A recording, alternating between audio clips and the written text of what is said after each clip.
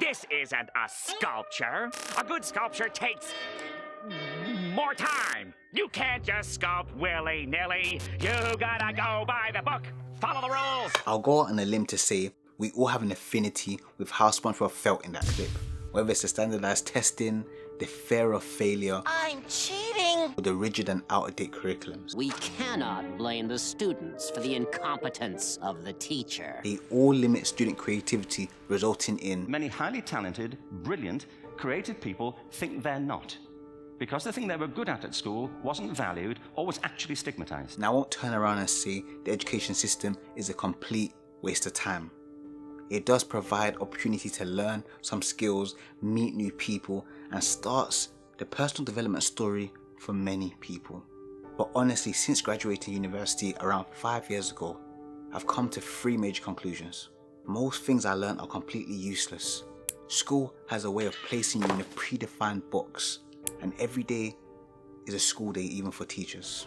Which is why I really applaud the writers of the SpongeBob episode Artists Unknown, which in their own satire and of course elaborate way, with the provision of nuggets of wisdom across the episode, accurately depicted the problems within the education system, which many would say is rooted around the establishment of the General Education Board by John D. Rockefeller. But you click this video to hear about how SpongeBob explored this, so let's start there. The episode starts with Squidward being in awe about his position as an art teacher, going as far as calling himself a professor of art and how his work is going to be in all the museums. But the local janitor swiftly brings him back to reality, telling him where he's teaching just isn't it. It hits 9 AM, which is time for Squidward to let in his new students, which initially seems to be a large crowd of people. But once they realise it's art class instead of cooking, as per the expectation, the crowd all but disappears, leaving but one person behind. SpongeBob, in art class. Wait, this is cooking! Here you can imagine Squidward's dismay and of course SpongeBob's joy.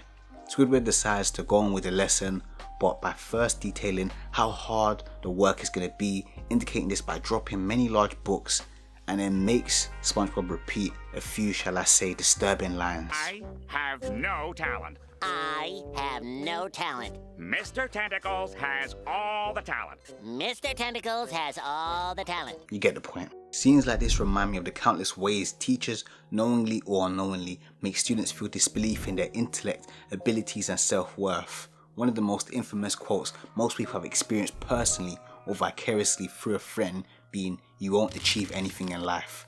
Sometimes this is a great motivator, but for every success story you hear in an interview or in a song, how many students internalize these self-defeating thoughts, having real long-lasting impacts on what they're going to do moving forward? It's not right, yet more common than it needs to be.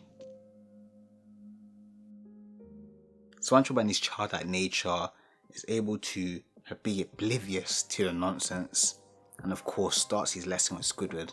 Squidward starts with what he calls the basics, attempting to show SpongeBob how to draw a circle. A poor attempt at that, might I add. SpongeBob follows suit by drawing a perfect circle, leaving Squidward confused on how he's able to do this. And once SpongeBob starts to show his artistic methodology, Squidward out of annoyance twists his work into a paper trash ball. SpongeBob, thinking it's part of the lesson, turns this into an origami-esque design. Out of annoyance again, Squidward rips this apart and of course says it's not art. SpongeBob, thinking this is also part of the lesson, turns the ripped up remains into a picture of them doing leapfrog. Of course this starts adding to Squidward's annoyance, so he queries him the most ignorant question he could possibly ask.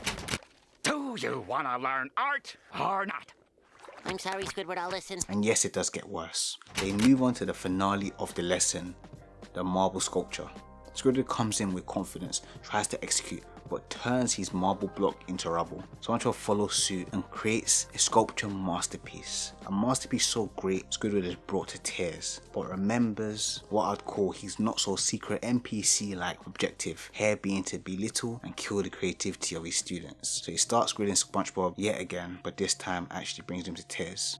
I instantly think of the term never judge a book by its cover watching this scene. It's normally used within social settings but can also be found within formal education. You see, teachers are prone to judge students on how they look, how they talk, behavioral stereotypes, and in this case, looking at the episode, their previous performance. Squidward's previous encounters with SpongeBob set a negative preconception of SpongeBob being nothing more than his annoying neighbor. Do you know what today is? A nice Squidward day. But in actuality, he is an artistic genius with hidden talents that probably no one in the cast is aware of. So mirroring this to real life, how many opportunities have students, or rather I should say SpongeBob-like geniuses in the making, missed out on due to the preconceptions teachers already have on them? Here the preconceptions lead to SpongeBob breaking, going as far as saying this: I don't deserve your tutoring. I don't deserve to be in your presence. As a viewer, you feel bad for the sponge, even Squidward low-key did himself, shown by the change in his facial expressions.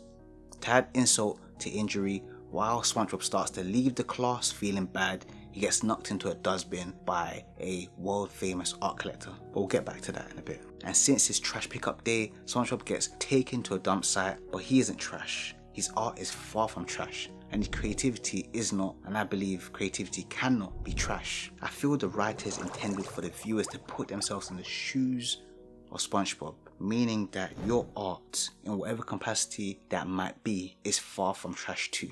And this is clearly shown by what happens next. The world famous art collector previously mentioned stumbled into the classroom to look for new art for his new museums. Squidward, being excited by this opportunity, starts to show him some of his work, but the art collector just isn't interested, to say the least, but stops when he sees SpongeBob's master sculpture piece and wants to know who made it, as he will make that person Immortal!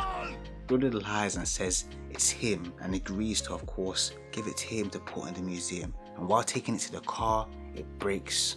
And of course, as we know, Squidward just doesn't have the capacity to replicate this. He's going to need to find SpongeBob to create a new version so that the agreement made with the art collector to provide a masterpiece can be done tomorrow. Squidward finds SpongeBob at the dump site and attempts to convince him to come back to the art class by telling him he'll be able to teach him and make him great at art. It's so cheeky, honestly. SpongeBob initially is reluctant, however, eventually decides to follow. But when they get to the art class, SpongeBob is not the same. All his artistic skill has disappeared. Everything he could create before just isn't working. It's clear Squidward really did kill his creativity, and SpongeBob has officially been placed in a theoretical yet limiting box. They finally move to the marble sculpture. We're almost seeing SpongeBob knows what he's doing again and is performing various preparation tasks to be ready to create what results in him creating rubble like Squidward did earlier in the episode. Out of anger, Squidward starts destroying everything in the art gallery, meshing it together in the middle of the room, and during this, SpongeBob decides to leave and run back to the dump, as that's where he believes he should belong. It finally ends with Squidward stopping his havoc and the art collector turning up to pick up the new masterpiece as discussed, but Squidward, out of annoyance, declares all the responsibility falling to the janitor, not knowing that in his havoc he had created his own masterpiece, and now You, sir, are the greatest artist who ever lived!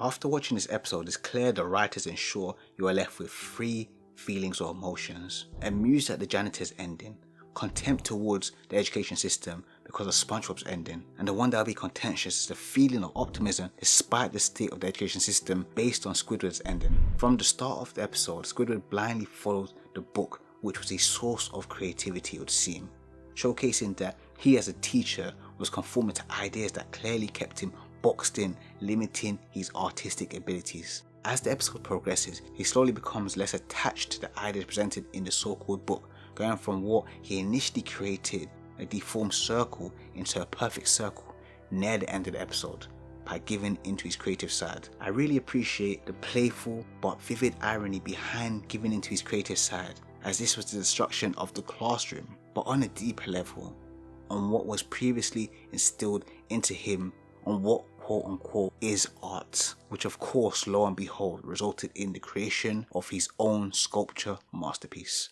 For anyone watching, no matter what negative experiences you have with the education system, if an NPC like art teacher Squidward shown in the episode can eventually lean into his creative side, then it means your creativity, your art, your genius is something, even if completely misunderstood and brushed aside, is valuable and of course can't be taken away, because deep down it makes you you. But how do you lean into your creative side without knowing how or even what you want to create, you might ask? You seek new life experiences, interests, places, hobbies, dare I say, Knowledge. probably not that type, but knowledge nonetheless, that many times over won't be provided to you in the education system, and then you create. It's not to say there is zero value in the education system, but rather that relying on a system that in many ways hasn't evolved much since its inception to provide education in the most systematic and artificial way, making it viable to start the process of education of the general population, but should then at the same time be applicable to meet all the educational needs and wants of any individual person, is a tall order at best. If someone told me 5 years ago on my graduation day I'd be working a corporate job, I'd have said yeah, and they would have been spot on. But that was only part of the equation. If you also told me I would be trying to grow a small YouTube channel, I would have either grilled you or died of laughter.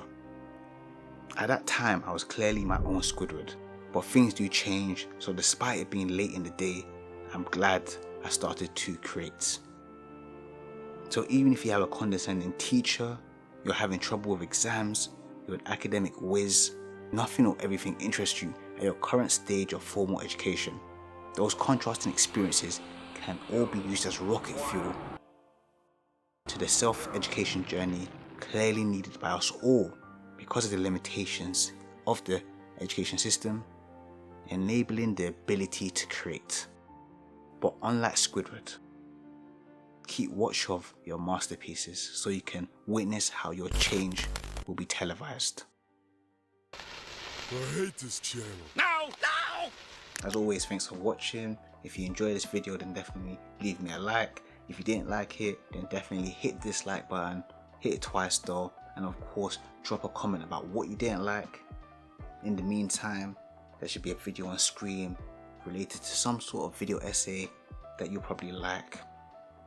Other things on the channel as well that you also might like, so feel free to subscribe, tune in, and until next time, stay blessed, take care, and peace.